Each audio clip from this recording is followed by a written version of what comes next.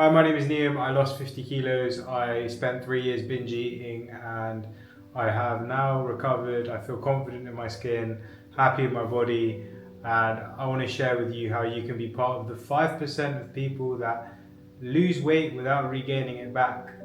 Right, let's get into it. So, the first thing that we need to understand is that the word desire comes from the Latin desidare, which means quite literally awaiting the stars.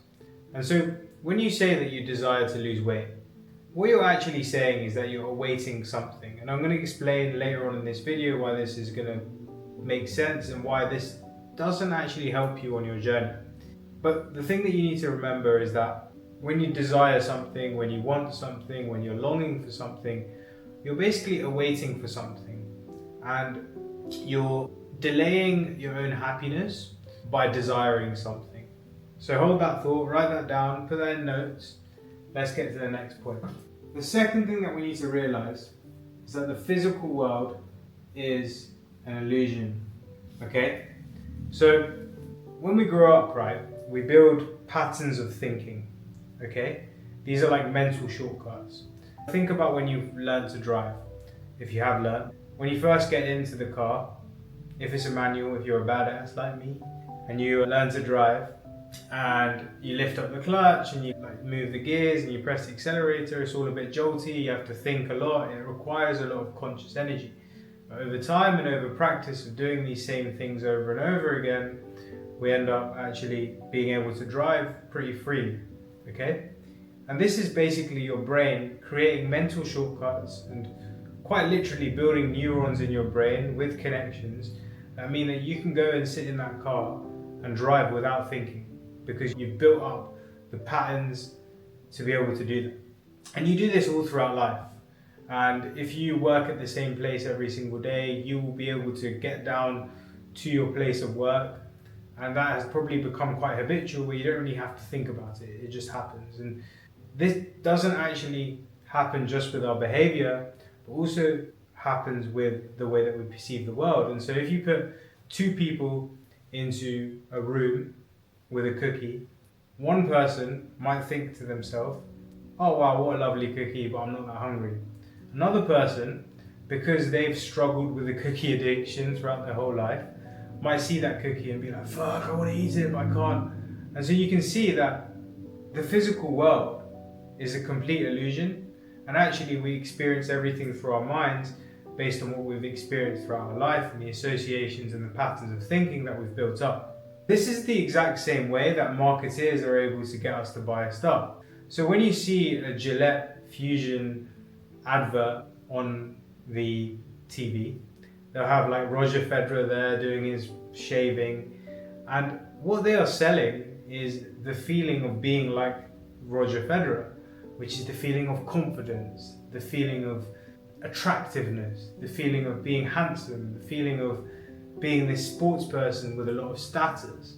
And so they present Gillette as the mechanism to get there, but they don't just sell the razor, they sell that experience, and as a result people then think to themselves, oh yeah, I better go buy a razor. And so the point that I'm trying to make here is that throughout our life we start to create a worldview, and we start to associate different things with different feelings, okay? And one of those things that we pick up over time is being slim, being in shape, having a six-pack, and feelings of confidence, feelings of value, feelings of status, because especially at the moment, right, it is a bit of a badge of honor to be in really, really good shape. And you'll see that, you know, people like Stephen Bartlett, people like Chris Williamson, people like Hamza, big YouTubers, big personal brands are all in shape. And so because they're in shape, because they're taking care of their health, then a lot of other people want to follow on that trend because it creates this association of their own worthiness, right? And so people that are really, really overweight, like I was, then maybe start to go on a weight loss journey. And they go online and they say, okay, I want to go on a diet and I want to lose weight, because they think that if they lose weight, they'll become more confident and they will get in shape and they will become worthy and valuable and they will feel that inside of them. But remember, when we desire something, we are awaiting, okay? So we are awaiting not the weight loss, right? Okay? And this is really important. But we are awaiting the feeling of confidence, right? Of value, of acceptance. And that means we don't have it within ourselves. And this is really, really important to understand. Because often people will go on a weight loss journey out of insecurity. I did myself. When I was growing up, I was really, really overweight, 125 kilos, as I said, and I had an unconscious belief that I was not that much value, basically. And over time, I then had the urge to lose weight, and I did that for a bit. But then at some point, I started to take it really seriously, and that was when my brother started losing weight. Now, also whilst I'm growing up, I create the association that the things that my brother does are also valuable and good, because he was the golden boy. He was the guy that, you know, in my eyes anyway, which is just my perception, he was the guy that was always striving, always achieving, doing musical instruments, chairman of charity drive, getting good grades. And so in my eyes, anything that he did was seen to be something of value. And I created that unconscious association, that unconscious bias. And so when he started losing weight really seriously, I felt compelled to. Another thing that just popped into my head was that when he was growing up, he got a haircut, and I got the exact same haircut, and so did my cousins, and we all copied him because we all kind of looked up to him, I think, at one point. And so when I went on this weight loss journey, I started to see success, and it made me feel good. These wins, people started complimenting me, so my perception of other people's perception of myself also went up, okay? And so I was getting all this positive validation, but internally, I was still the same person. Internally, I was still unconfident. Internally, I was still this person that lacked a little bit of love, a little bit of acceptance, because I was one of 3 fat boys in my school. But my only association of positive self-worth at this point, or one of the only situations where I managed to really positively increase my self-worth, was weight loss, okay? And so my only solution to that was like, okay, I'm still not feeling that great, okay? I'm still not feeling amazing. Why don't I just go harder? And I created this emotional dependence on weight loss. I said that if I don't lose weight, if I don't have a six-pack, if I don't achieve this goal that I've set for myself, I won't be happy. I was awaiting the stars, right? And this was a big problem.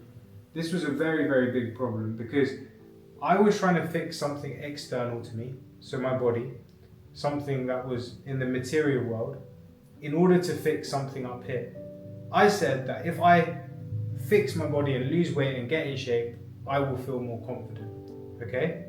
And it's the same reason why people chase money and status, because they think that when you chase money, when you chase status, when you chase all of these things, it will internally fix something inside. But what happens when you create emotional dependence?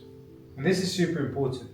So maybe write this as a note, but when you create emotional dependence on an exterior outcome, you create unbalanced forces, or in other words, excess importance, okay? So now I'm in this position where I'm saying to myself, look, if I don't lose weight, I'm not going to feel confident, I'm not going to feel worthy, I'm not going to feel valuable, I'm not going to have status, I'm not going to have all these things. And so I start chasing weight loss with so much obsession. I'm saying if I don't lose weight, I start obsessing on the scale. If the scale doesn't go down, I get upset. If I'm not perfect with my calories, I feel out of control. I feel like I'm not progressing. If I have to go out for dinner, then I'm not on track, so I stop going out for dinner. If I'm eating my mum's food, I'm not on track. I'm not going to get the confidence that I'm striving for, so I stopped eating my mum's food. And what this created was a binge restrict cycle. I restricted so hard because I created excess importance and emotional dependence on my own weight loss success. And as a result of that excess importance, I obsessed over it. And then as a result of obsessing over it, I see loads of success.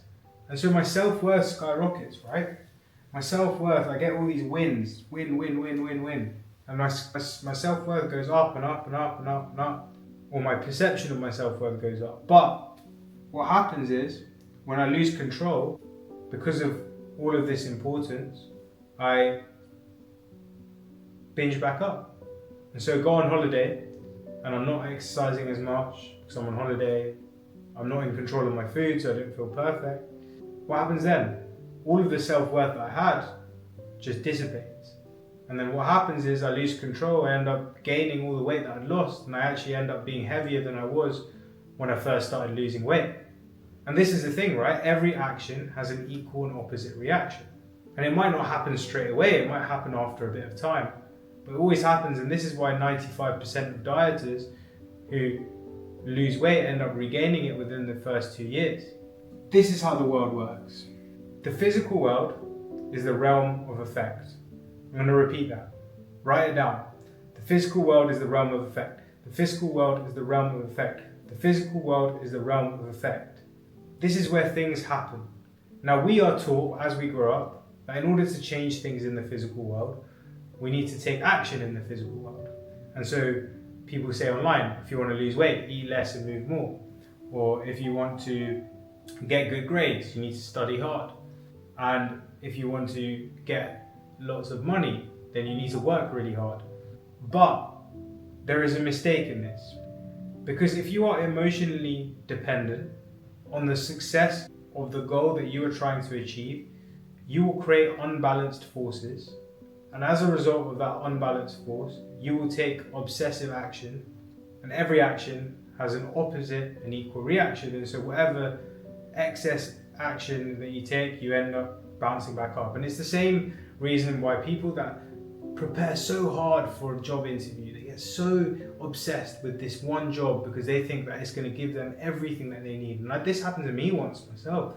You go into the job interview and you're so nervous about the job interview, about the outcome, you end up fluffing it. You end up just like not really succeeding. And Lord Krishna says that the wise are the same in pleasure and in pain. The wise are the same in pleasure and in pain. So that means that regardless of what's going on outside, whether you're overweight, whether you're in shape, you should be doing pretty much the same thing. And you shouldn't change your action based on the material world, because the material world is the realm of effect. Let me explain this in another way. You have two people and they're going to a party, and one person has the unconscious belief that they're not that social, they don't like talking to people, they feel nervous around people, they're not good at introducing themselves. The other person has the unconscious belief that they are really social, they like talking to people. They both go to the same party in the physical world, but they have wildly different experiences because of the beliefs in their head that they've built up over time. And so this just shows that the physical world is not something that you can cause things to happen, but it's where things happen as a result of the things that have happened in your mind. It's the same reason why if you ask a person, a black person, to write their ethnicity before a test, they will perform less because there are unconscious biases towards the stereotype of being black. And there's been experiments done on that, okay? And so if you want to lose weight, I can understand that. I think it's a great thing to go on that journey and improve yourself. But you can't change your body to change something internally. I'll say that again. You can't change something in your body to change something internally, because you are going to be obsessing over that thing, whether it's money, whether that's your body, and you're going to create these unbalanced forces, which is going to cause you to diet really hard and then binge back up. Diet really hard and then binge back up. Okay? When you want to lose weight, you are chasing an emotion. Okay? You don't actually want to see the scale going down, right? You're either chasing some sense of achievement, some sense of value, some sense of belonging, some sense of acceptance, some sense of love. Maybe you want to go out to dinner and you want to walk in and feel really confident. That's all an emotion, right? You don't actually want to lose weight. If you lost weight without all the emotions, then the weight loss wouldn't be useful, right? But for as long as you desire to lose weight, as long as you wait to have the emotions that you don't have because you think that the weight loss will give you that, you will never lose weight because you'll create unbalanced forces and you're obsessed. you'll create an excess importance on it, and you won't ever actually materialize the body that you want. And so how to be part of the 5%? Well, you create the worthiness within you. You create the worthiness within you. You create anything that you're missing right now. Maybe it's that you don't feel loved, or you find that love within you. Maybe that you don't feel accepted, or you find that acceptance within you. Maybe that you don't feel confident, or you find that confidence within you. And that's why people that do lose weight end up cultivating this sense of self-worth, not because they've changed their body, but because they've showed up for themselves every single day. They've learned how to master themselves. That's where the real confidence comes from. It doesn't actually come from changing their body.